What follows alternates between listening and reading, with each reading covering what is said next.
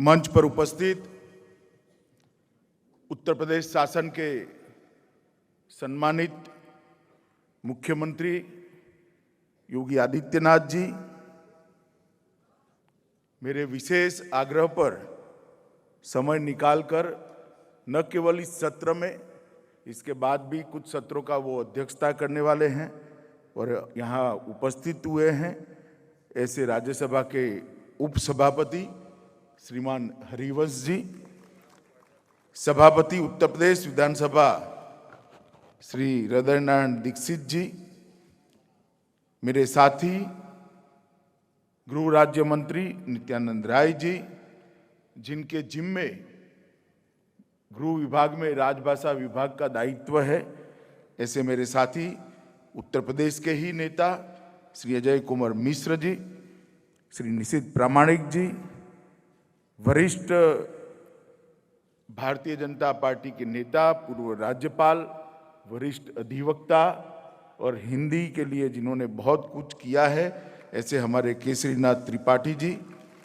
सचिव राजभाषा विभाग, संयुक्त सचिव राजभाषा विभाग और यहाँ के सांसद के रूप में आज केंद्रीय मंत्री है, हमारे साथी है, विराजमान है पांडे जी। और आज बाबा विश्वनाथ की इस नगरी में देश भर से आए हुए हिंदी प्रेमियों को मैं नमस्कार कर कर मेरी बात की शुरुआत करना चाहता हूं। मित्रों, मेरे लिए भी एक बहुत हर्ष का विषय है कि आजादी के अमृत महोत्सव के वर्ष के अंदर पहली बार राजभाषा का सम्मेलन राजधानी के बाहर लाने में हमें सफलता मिली।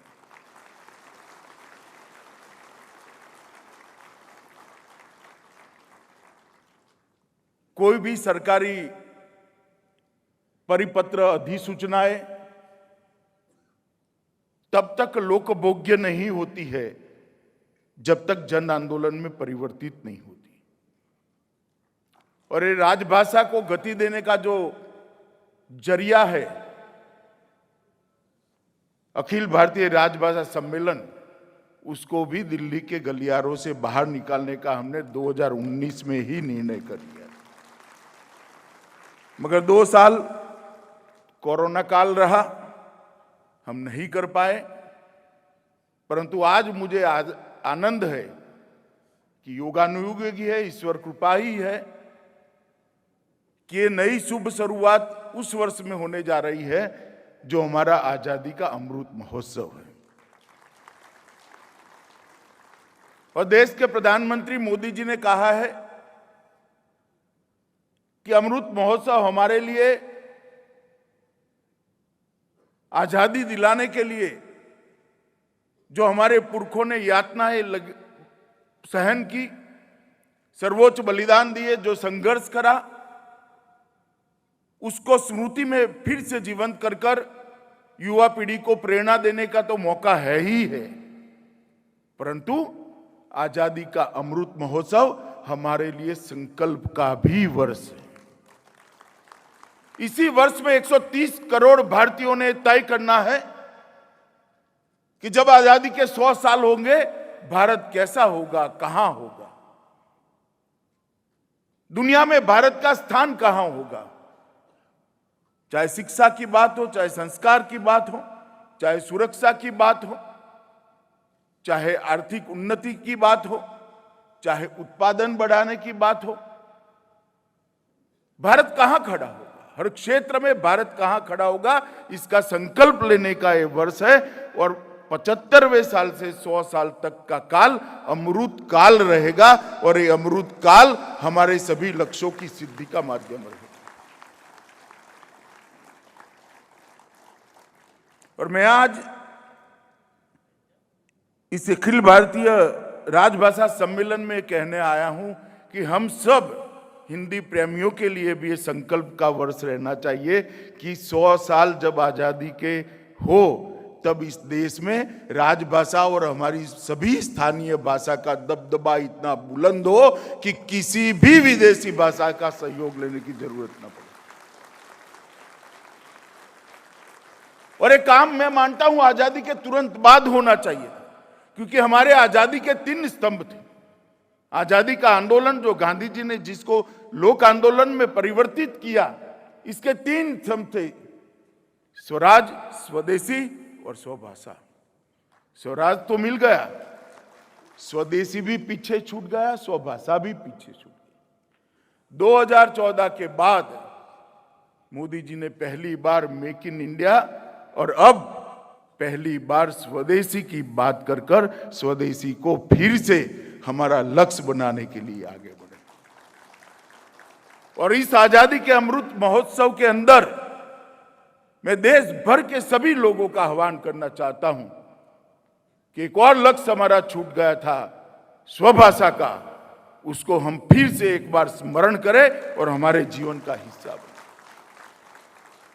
और मैं बहुत स्पष्ट करना चाहता हूं, आज देश भर से हिंदी प्रेमी आए हैं, बहुत प्रयास हो रहा है हिंदी और स्थानीय भाषाओं के बीच में विवाद चल रहा है, एक राजनीति खड़ी कर।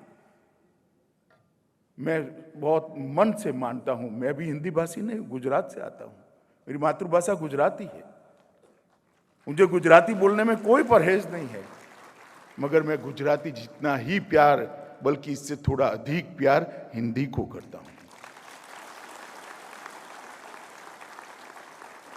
हिंदी और हमारी स्थानीय भाषाओं के बीच में कोई अंतर्विरोध नहीं है। हिंदी सभी स्थानीय भाषाओं की सहेली है, सखी है, और सखियों के बीच में कभी अंतर्विरोध नहीं है। राजभाषा का विकास तभी हो सकता है जब स्थानीय भाषाओं का विकास होगा, और स्थानीय भाषा विकास सातत्यपूर्ण तरीके से तभी विकसित हो सकती है जब राजभाषा एक देश भर के अंदर मजबूत होगी। ये दोनों पूरक है, दोनों के बीच में कोई अंतर नहीं है। तो राजभाषा विभाग का काम है कि स्थानीय भाषाओं को हम मजबूत करें, और देश की जनता के, देश भर की जनता का ये लक्ष्य होना चाहिए कि हम राजभाषा को मजबूत करें। मित्रों, मेरे लिए एक और आनंद का विषय है कि जब हमने इस राजभाषा सम्मेलन को दिल्ली के बाहर निकालने का निर्णय किया, तो वो सम्मेलन, पहला सम्मेलन काशी में हो रहा है। विश्व की सबसे पुरानी नगरी है, बाबा विश्वनाथ का धाम है, मां गंगा का सानिध्य है, और हमेशा ऐसे मां सरस्वती की उपासना करने वालों के लिए ये स्वर्ग रहा है काशी। भाषा की उपासना करने के वालों के लिए, व्याकरण की उपासना करने वालों के लिए काशी हमेशा एक गंतव्य स्थान रहा है कि काशी जाएंगे और विद्या को प्राप्त करेंगे और अपने मुमुक्षा का, उसका समाधान करेंगे।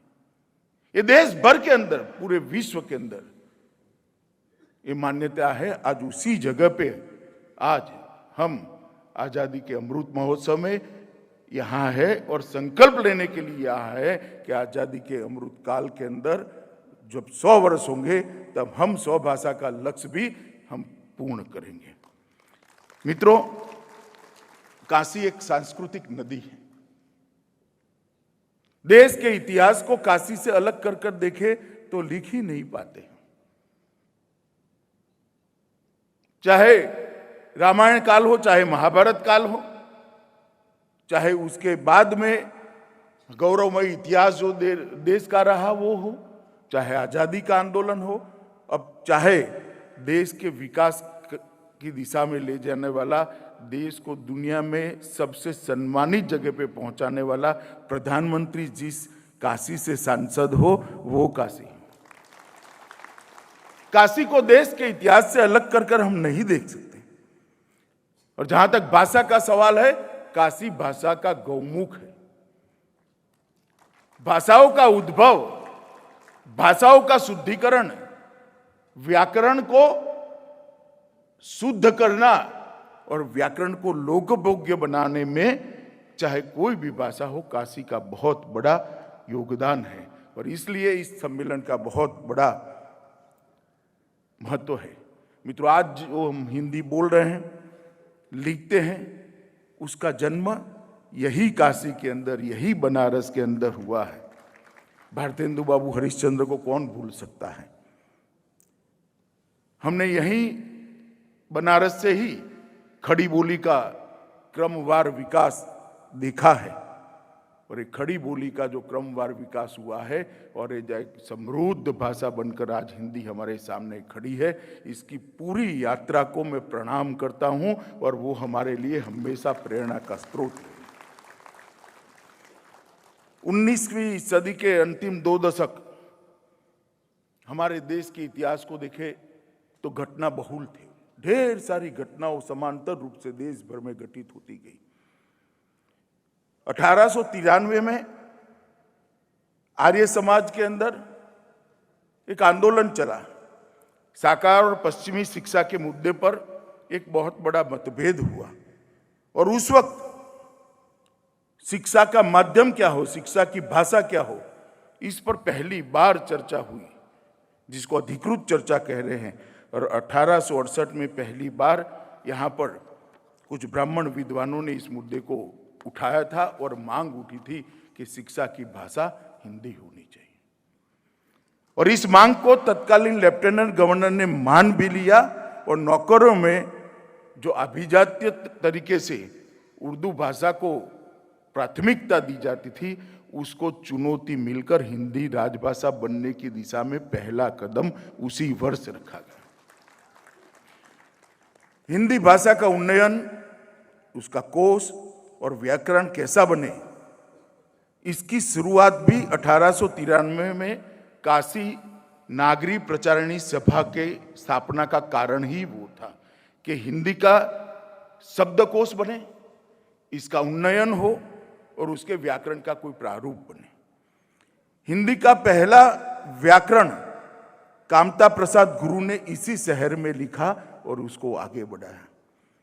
हिंदी का पहला शब्दकोश हिंदी शब्द सागर यही बनारस के अंदर बना, और उसको फिर अनेक विद्वज्जन समृद्ध करते गए।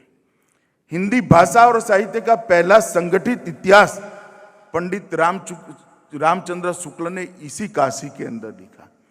हिंदी भाषा की पहली कहानियों में एक कहानी, कोई ऐसा रिकॉर्ड नहीं होता है मगर किंवदंती है, राजा भोज का सपना, और शिव प्रसाद सितारे हिंद ने यहीं पर लिखी।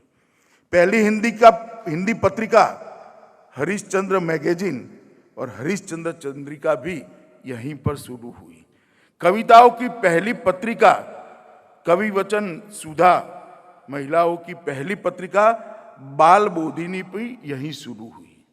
और भारत के अंदर हिंदी थिएटर की पहली शुरुआत भी यही काशी के अंदर हुई, जहां से नाट्य कला आगे बढ़ी। मित्रों, भाषा तो बन गई, साहित्य रचा जाने लगा, मगर हिंदी की पढ़ाई कैसी हो, इसका पाठ्यक्रम कैसे हो, इस बात की चिंता भी पंडित मदन मोहन मालवीय ने यही हमारे हिंदू विश्वविद्यालय के अंदर, लाला भगवान दीन और बाबू श्याम सुंदर दास के नेतृत्व में हिंदी का पहला पाठ्यक्रम बनाने का काम मालवीय जी के तत्वाधान में हुआ, और उसको तुरंत ही देश भर के सभी विश्वविद्यालयों ने उसको स्वीकार किया और आगे बढ़ा। और तुलसीदास को कैसे भूल सकते हैं। योगी जी ने इसका बहुत अच्छे तरीके से उल्लेख किया है। मैं इतना ही कहना चाहता हूं मित्रों, तुलसीदास ने अवधि में रामचरितमानस न लिखा होता तो शायद रामायण आज लुप्त हो गया होता।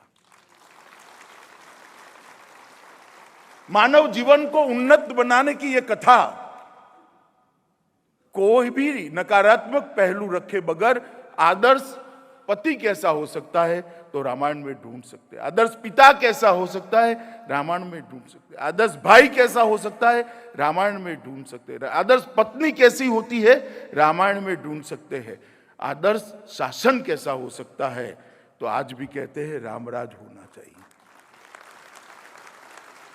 और आदर्श शत्रु कैसा होना चाहिए वो भी रावण के स्वरूप में हम रामायण में ही ढूंढ सकते हैं। कि जो मरण सैया पर पड़ा है और प्रभु श्री राम भरत को भेजते हैं कि रावण विद्वत जन है, इसने सुशासन के बहुत सारे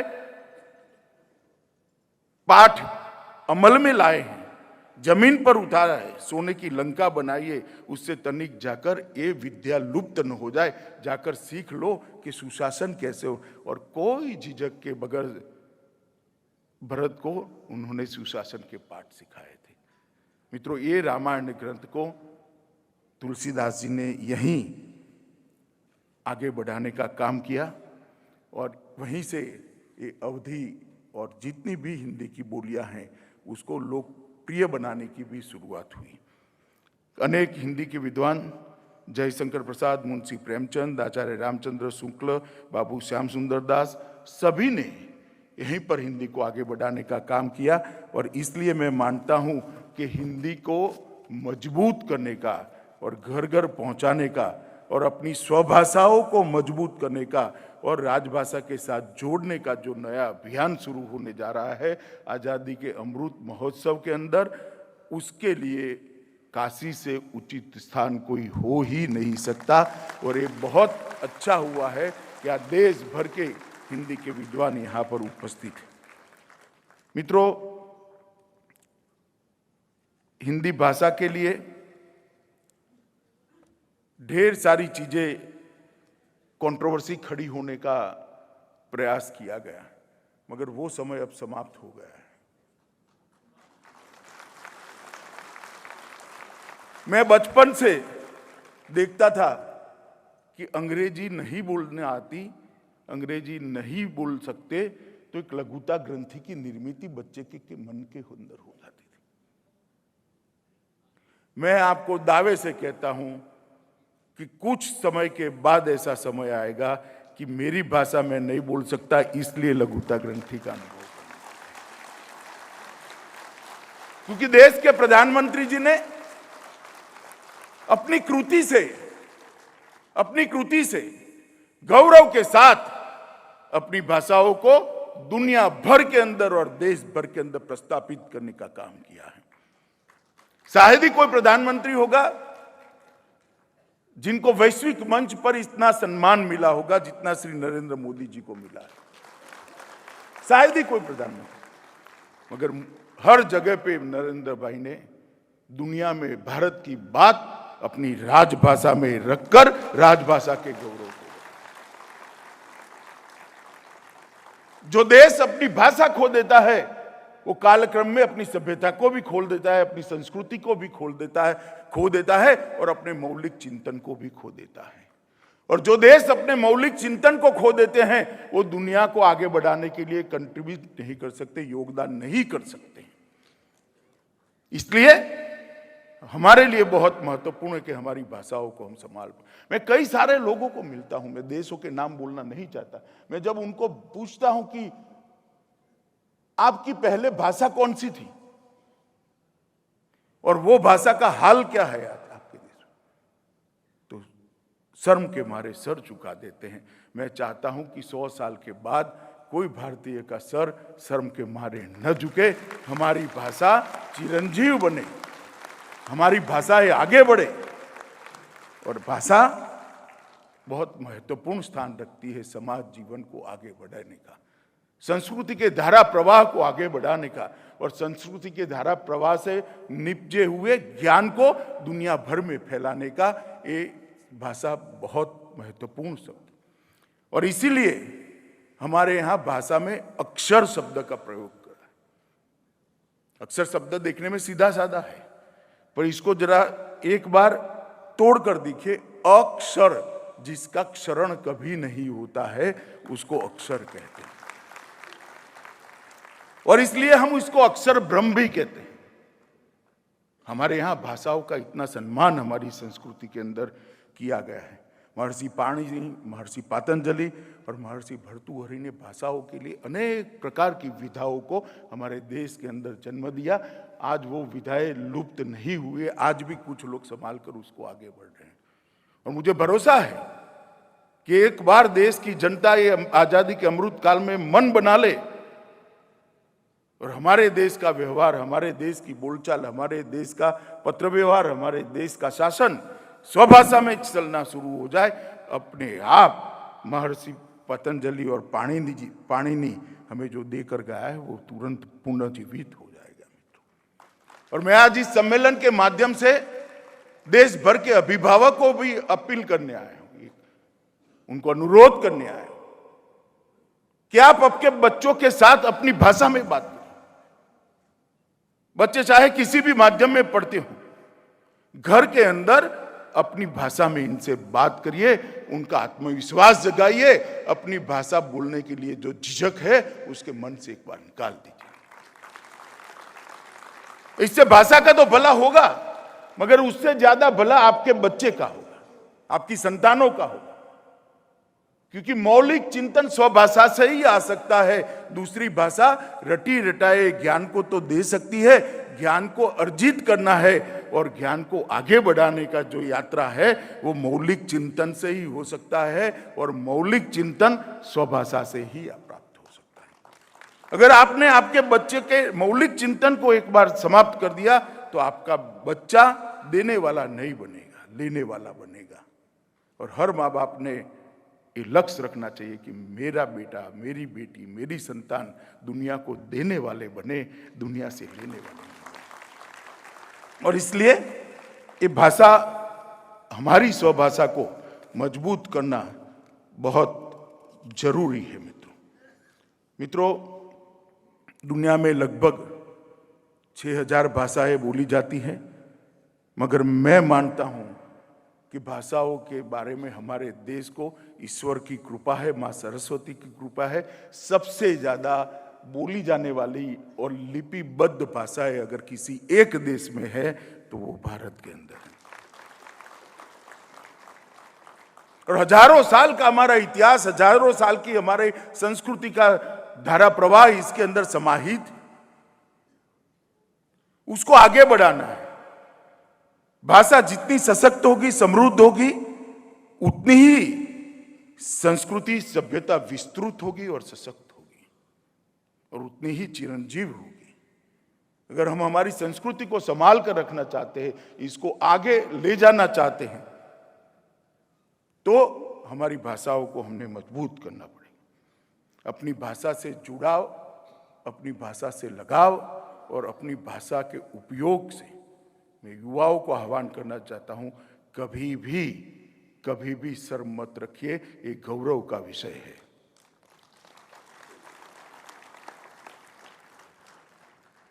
और मैं फिर से एक बार कहना चाहता हूं, मैं हिंदी में भाषण कर रहा हूं, हो सकता है कोई शब्द मेरे गुजराती में आ जाएंगे, मगर हिंदी में मैं बात करता हूं, गुजराती में शब्द आ जाएंगे, मगर देश भर से अलग अलग प्रदेशों से आए सारे लोग उसको समझ जाएंगे, उसका मुझे पूरा भरोसा है, क्योंकि हमारी हर भाषा एक दूसरे के साथ जुड़ी हुई है।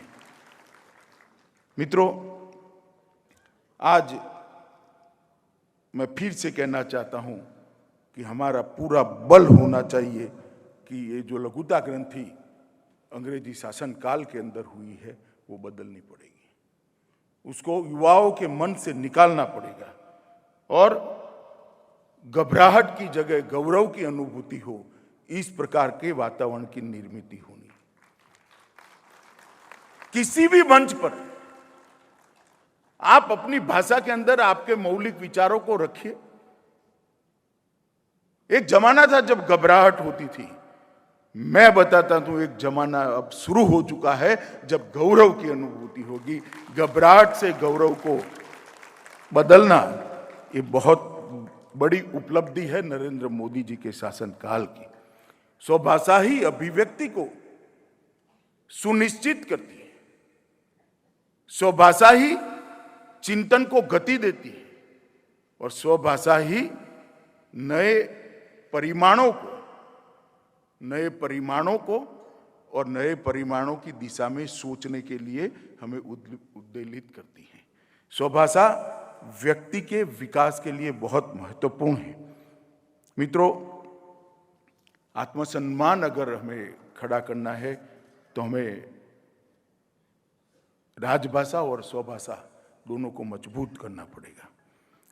मित्रों, प्रधानमंत्री जी के नेतृत्व में जो नई शिक्षा नीति बनी है, इसका एक प्रमुख स्तंभ है कि भारतीय भाषाओं का संरक्षण और संवर्धन और राजभाषा का भी संरक्षण और संवर्धन।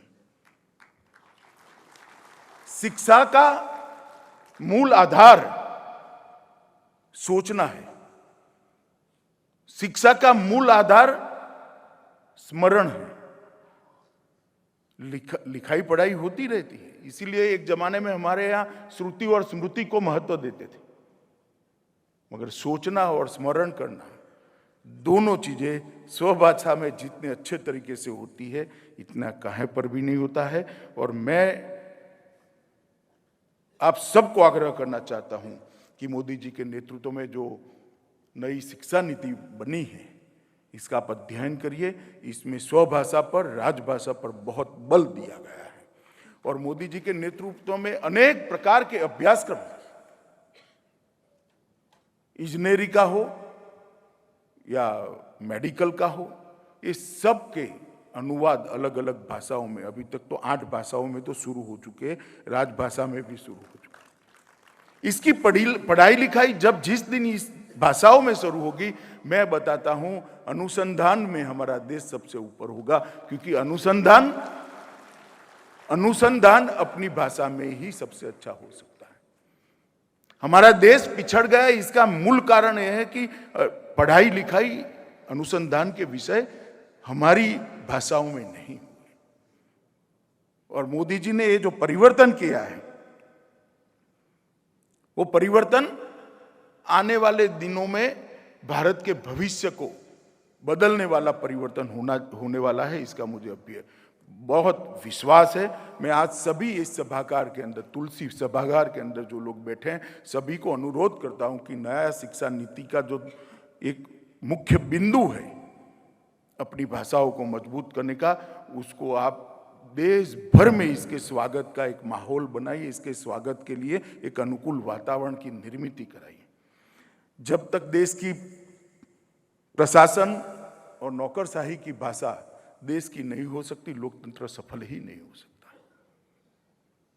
प्रशासन की भाषा ऐसी हो जो 5-7% लोग समझ सकते हो, तो लोकतंत्र कैसे सफल होगा?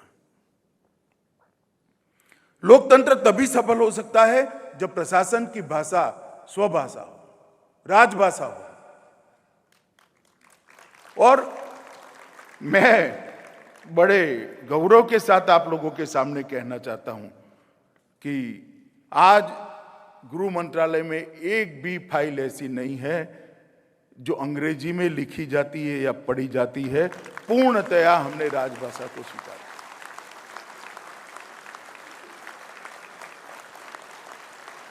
और बहुत सारे विभाग भी इस दिशा में आगे बढ़ रहे हैं। और मुझे भरोसा है कि शासन तभी लोकभोग्य होता है जब आम जन की भाषा में शासन चलता है।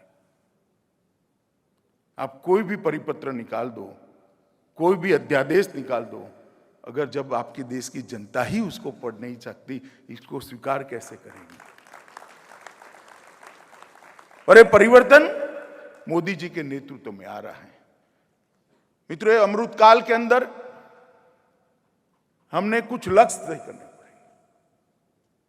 किस देश की शिक्षा की भाषा स्थानीय भाषा और राजभाषा हो, इस देश की प्रशासन की भाषा स्थानीय भाषा और राजभाषा हो, इस देश की न्याय व्यवस्था की भाषा स्थानीय भाषा और राजभाषा हो, इस देश की तकनीक की भाषा स्थानीय भाषा और राजभाषा हो, और जनसंचार की भाषा, मनोरंजन की भाषा भी स्थानीय और राजभाषा में हो। अगर हम ये लक्ष्य तय करते हैं, और कोई संघर्ष करने की जरूरत नहीं है। ये उद्देश्य इतने बड़े हैं, सिर्फ हम विश्वास के साथ, आत्मविश्वास के साथ लोगों के सामने रखे, जनमानस उसको तुरंत स्वीकार कर लेगा। कोई संघर्ष मत करिए। राजभाषा के प्रचार के लिए किसी के साथ संघर्ष की जरूरत नहीं है, स्वभाषा के प्रचार के लिए किसी के साथ संघर्ष की जरूरत नहीं है। वो अब इसकी नियति है इसका बढ़ना, इसकी नियति है इसका आगे बढ़ना। हमें उसमें उद्दीपक का काम करना है। हमें इसको आगे ले जाने का वाहक का काम करना है, और वो आज मुझे लगता है कि हमने तय करना चाहिए। ये 5 जो चीजें हैं जहां भाषा को हमने मजबूत करना है, उस पर मेरा आप सबसे आग्रह है कि देश में इस प्रकार की वातावरण की निर्मित करने के लिए भी हम आगे बढ़े। मित्रों, देश का आजादी का इतिहास और देश के इतिहास को अलग अलग भाषाओं में, अलग अलग राज्यों में राज्यों के इतिहास पढ़ा है। मेरा तो सभी विद्वज्जनों से आग्रह है कि इसका राजभाषा में अनुवाद करने की एक मुहिम चलानी चाहिए। गुजरात का इतिहास है, अगर वो गुजराती में है तो उत्तर प्रदेश का बच्चा कैसे पढ़ेगा? अगर ये राजभाषा में है तो पढ़ पाएगा। उड़ीसा का एक अपना इतिहास है, अगर वो सिर्फ ओडिया भाषा में है तो वो गुजरात का बच्चा कैसे पढ़ेगा? हिमाचल का बच्चा कैसे पढ़ेगा? अगर वो राजभाषा में है तो वो उसको पढ़ पाएगा। और राष्ट्रीय एकात्मता की निर्मित के लिए बहुत जरूरी है कि देश के कोने कोने में बिखरे हुए इतिहास की घटनाओं को और इतिहास के पुस्तकों को राजभाषा में अनुवादित किया जाए। एक राजभाषा विभाग ने अभी एक अभियान लिया है, कार्यालयीन कामकाज के लिए सरल सुस्पष्ट शब्दकोश रखेंगे। मगर मैं हिंदी के विद्वानों को थोड़ा एकदम गले नहीं उतरेगा, हजम भी नहीं होगा, हमने हिंदी को लचीली भी बनानी पड़ेगी। हिंदू की स्वीकृति अगर लानी है तो हिंदी को लचीली बनानी पड़ेगी। मैं एक उदाहरण देना चाहता हूं। वीर सावरकर इस देश में अनेक प्रकार के कामों के लिए जाने जाते हैं, दुनिया भर में इनकी स्वीकृति है, पूरा देश उनको वीर सावरकर करके सम्मानित करता है। मगर आप लोगों के ध्यान में बहुत कम होगा कि वीर सावरकर ने स्वभाषा और राजभाषा के लिए बहुत बड़ा काम किया था, हिंदी का शब्दकोश बनाया था। और कई ऐसे शब्दों को मैं जानता हूं जो सावरकर जी न होते तो आज शायद हम अंग्रेजी शब्दों का ही प्रयोग करते होंगे। जैसे पिक्चर देखते हैं हम तो उसमें आता है डायरेक्टर, इसके लिए कोई शब्द नहीं था, उन्होंने निर्देशक शब्द दिया। आर्ट डायरेक्शन, उन्होंने शब्द दिया कला निर्देशन। कई सारे शब्द को उन्होंने दिया और हिंदी को समृद्ध बनाने का प्रयास किया। इसी प्रकार से अब समय आया है कि हम इस हिंदी को लचीली बनाएं। हमारी राज्यों की भाषा के शब्द भी अंदर आते हैं तो उससे परहेज न रखें। कोई विदेशी भाषा का भी शब्द आता है तो परहेज न रखे। उसका बोलने का माध्यम हिंदी हो जाए, उसके लिखने का माध्यम हिंदी हो जाए, इसके सोचने का माध्यम हिंदी हो जाए। इतना एक बार करो, हिंदी अपना रास्ता अपने आप कर लेगी बाद में। मगर हिंदी को लचीली भी बनाना पड़ेगा। और ये जो शब्दकोश राजभाषा विभाग तैयार कर रहा है, वो मुझे लगता है कि हिंदी को प्रशासन की भाषा बनाने में बहुत बड़ा योगदान हो। आज जो सत्र चलने वाले हैं 2 दिन तक, उसमें कई सारे विषय हैं। इसमें एक विषय भारतीय भाषाओं में पत्रकारिता का भी है और भारतीय भाषाओं का स्वतंत्र संग्राम में योगदान का भी है। मित्रों, मैं मानता हूं ये दोनों बहुत बड़े विषय हैं और हमें इसको लोकभोग्य बनाकर जन जन तक पहुंचाना पड़ेगा। और मैं आपको कहता हूं कि एक जमाने में कहा जाता था कि हम पर जो अंग्रेजी थोपी गई, राज्याश्रय से थोपी गई थी। ये इसलिए करना पड़ा था कि वो विदेशी भाषा थी। हिंदी और राजभाषा को राज्याश्रय से नहीं थोपना है, हमारे प्रयासों से इसको सर्वस्वीकृत बनाना। शासन तो करेगा।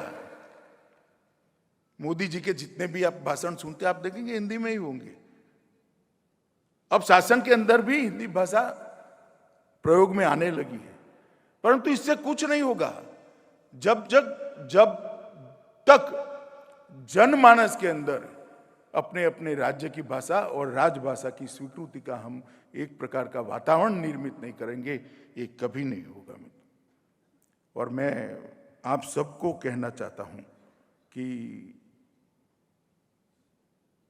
हिंदी के शब्दकोश को भी समृद्ध करने की जरूरत है। आज बहुत सारे विद्वज्जन यहाँ पर बैठे हैं, मेरा आप सबसे अनुरोध है कि इसके लिए भी हमने काम करना चाहिए। एक समय आ गया है कि इसको नए सिरे से देखा जाए, कुछ विद्वानों की कमेटी बने। अगर मेरा संपर्क करोगे आप तो मैं जरूर इसके लिए समय भी दूंगा और सरकार जो मदद करना चाहे करेगी। योगी जी भी मदद कर सकते हैं। हिंदी के शब्दकोश को मजबूत करना चाहिए, विस्तृत करना चाहिए, इसकी सीमाओं को बढ़ा देना चाहिए। एक परिपूर्ण भाषा, एक संपूर्ण भाषा बनाने के लिए कुछ विद्वज्जनों ने काम करना पड़ेगा और बहुत समय हो गया है हिंदी के शब्दकोश के पर एक नजर भी किसी को डाले कि नया क्या ला सकते हैं। और अगर इस पर नहीं सोचेंगे तो मैं आपको बताता हूं, काल अपना काम करता है। हम अपना काम नहीं करेंगे तो काल अपना काम करेगा, धीरे धीरे काल भाई हो जाए। क्योंकि भाषा तो नदी जैसी है, बहती रहती है। नई चीजों को जोड़ने के लिए भी हमारे विद्वज्जन आगे आए, ऐसी मैं सबको अपील भी करना चाहता हूँ, सबको आह्वान भी करना चाहता हूँ। मित्रों, ये 2 दिन का जो सम्मेलन रखा है, ये 2 दिन के सम्मेलन के अंदर ढेर सारे विषयों को आज यहाँ इसके बाद जो होगा उसमें चर्चा में लाए जाएंगे। स्वतंत्रता संग्राम और स्वतंत्र भारत में संपर्क की भाषा का एक विषय है। एक मीडिया में हिंदी का प्रभाव और योगदान है। राजभाषा के रूप में हिंदी की विकास यात्रा और योगदान, इसका पूरे इतिहास पर चर्चा होने वाली है। वैश्विक संदर्भ में हिंदी के सामने चुनौतियां, इस विषय पर भी चर्चा होने वाली है। भाषा चिंतन की भारतीय परंपरा और संस्कृति के निर्माण में हिंदी की भूमिका, इस पर भी चर्चा होगी। और न्यायपालिका में हिंदी के प्रयोग पर भी चर्चा होगी और एक बहुत अच्छा सांस्कृतिक कार्यक्रम भी होगा। तो मैं आशा करता हूं कि ये 2 दिन का जो राजभाषा का राष्ट्रीय अधिवेशन है वो बहुत सफल रहेगा। और मुझे विश्वास है कि आज़ादी के अमृत काल में, जब आज़ादी के शताब्दी जो लोग भी मनाते होंगे, वो इनको हिंदी के लिए इतना बोलने की ज़रूरत नहीं पड़ेगी, राजभाषा के लिए बोलने की ज़रूरत नहीं पड़ेगी। ये 25 साल में इस काम को हम पूरा करने का लक्ष्य रखकर चले। और मोदी जी ने जो कल्पना की है आज़ादी के अमृत काल की, उसमें स्वदेशी और स्वभाषा, उसको हम फिर से एक बार, स्वराज मिल गया है, उसको सुराज में बदलना है। स्वदेशी और स्वभाषा छूट गए हैं, उसको फिर से एक बार चर्चा में लाकर देश का एक महत्वपूर्ण कार्यक्रम बनाना है। तो आप सभी का सहयोग मिलेगा, उसका मुझे भरोसा है। आज देश भर से यहाँ पर जो हिंदी प्रेमी आए हैं, उनका मैं भारत सरकार और देश के प्रधानमंत्री जी की ओर से हृदय से बहुत बहुत धन्यवाद करता हूँ। और मैं आप सभी को अंत में फिर से एक बार अपील करते हूँ कि हिंदी को देश की भाषा बनाएं, हिंदी को लोगों की भाषा बनाएं। यही मेरी बात है। वंदे मातरम।